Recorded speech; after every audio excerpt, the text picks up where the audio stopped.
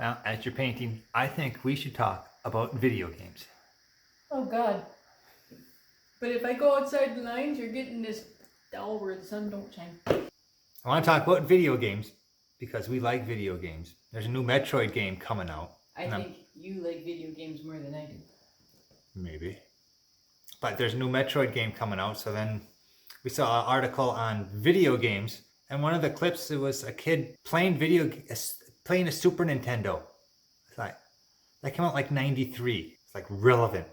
So as Kara's painting, we're eating chips too.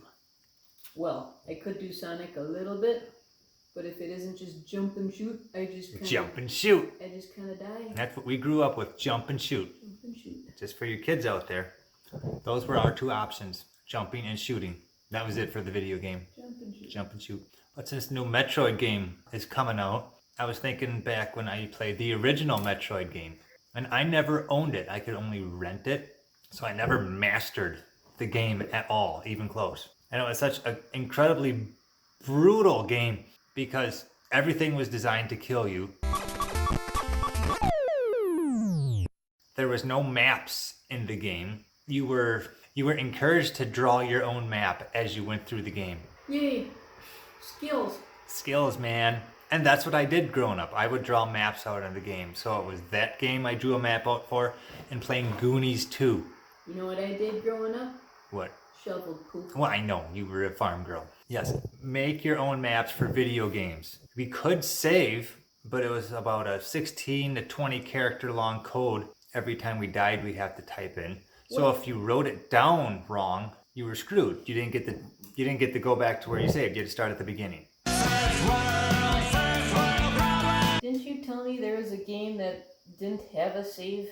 Was it like Mario or something? Yeah, the original Mario Brothers, there was 8 worlds, and each world had 4 worlds, so 36 different levels, and there was no save to that game whatsoever. You get 3 lives. If you're really bad at it, you die and you'd have to start over from the beginning. So you'd grind and grind and grind only to get your ass beat, and then you'd have to start all over again, not at the beginning of the level, but at the beginning of the game. And nothing to save? Nope, no save. Just like the original Zelda game.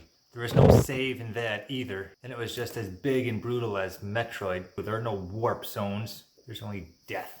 Carol is a Sega girl, so she played Sonic. I don't believe Sonic had saves in it. I couldn't tell you. I don't remember. So I remember playing Sonic a little bit when we first met back in the 2000s. Because we're old now. You mean 2000? 2000, yes. Even earlier. But getting to that stinking water level, and it's like level 3 in Sonic, the water level. You just die. You feel bad to see Sonic slowly choking to death. Oh, I don't think there were saves or checkpoints. In the level, there was a checkpoint. Yeah. So if you died, you could start over at that checkpoint. But if you lost all your lives, you'd probably have to start the game over, wouldn't you? I don't remember that. Probably. So all you kids with your saves and... Don't turn into the angry old man now. You're not old enough for that. I can be. I'm old and I'm not happy. If you ever want to see what games we played, start off with the original Zelda, original Metroid, original Sonic, and just see how long you go before you have to start the frickin' game Road over. Rash was fun. And then Columns, that was the knockoff version of Tetris for Sega, I think. I thought I was good at Tetris until I met you. Sorry. And then you kicked my butt at It's Tetris. the only game I can play that I'm decent. You'd say your favorite game of all time is Zelda? Oh, for sure. I like Zelda, Metroid, and Mega Man for sure. And of course, those games, there's no saves at all. Especially that first Mega Man. I remember playing that. I could only get maybe 2 or 3 stages done.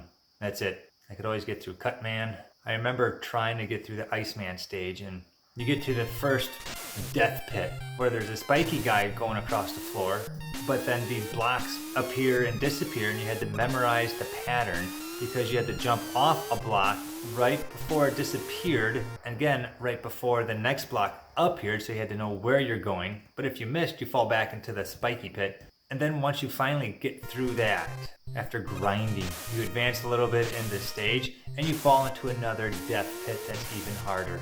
The Robot Master is Iceman. He looks like a little oriental guy in a parka. You think that's where they came up with Arnold being the bad guy in Batman? When did Myst come out? Was that 90s? I think so. It's a computer game. Myst.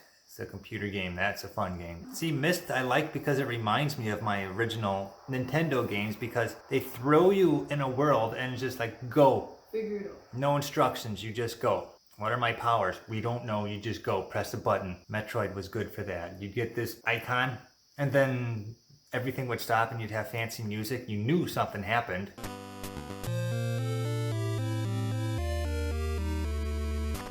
But you didn't know what it was, and it wouldn't tell you. And it didn't tell you how to use it. I remember playing the original Zelda and getting certain power-ups. Like the bow, you knew what the bow did. But there's this one, it was a bracelet. And you didn't know what happened after you got it.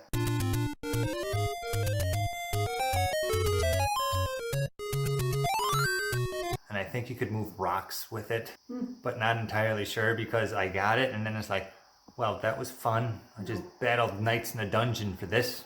Like, yay, jewelry. Is that your Infinity Gauntlet? So that's our little discussion on video games.